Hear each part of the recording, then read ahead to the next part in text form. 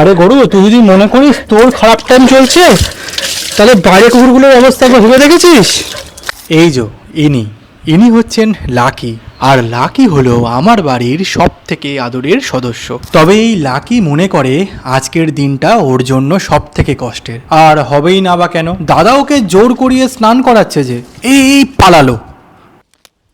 এ এখন মনে করছে এর জীবনে সব থেকে খারাপ টাইম চলছে। চুপ করে বসো এখানে। আরে গরু, তুই যদি মনে করিস তোর সব থেকে খারাপ টাইম চলছে, তাহলে বাইরের কুকুরগুলো কি অবস্থা? তুই যেরকম আছিস না গরু, রাস্তার কুকুর রাস সেটাও পায় না, ঠিক আছে? তখন থেকে লাফিয়ে যাচ্ছে, তখন থেকে। আমার অবস্থা দেখেছো কি করেছে? একে চান করানো মানে আমার নিজের চান হয়ে যাওয়া। দেখেছো আমার অবস্থা কি করেছে?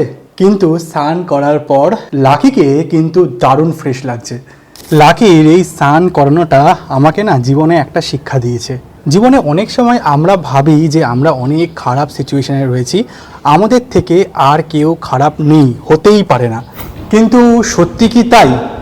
কখনো তোমরা সেই মানুষটার কথা ভেবে দেখেছো যিনি এখন এই মুহূর্তে হাসপাতালের বিছানায় শুয়ে রয়েছে এবং মৃত্যুর সাথে লড়াই করছে?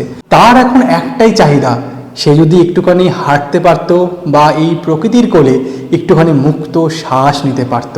সেই জন্য আমার একটাই কথা, জীবন অনেকটাই ছোট, তাকে মন খুলে উপভোগ করো, আনন্দ করো।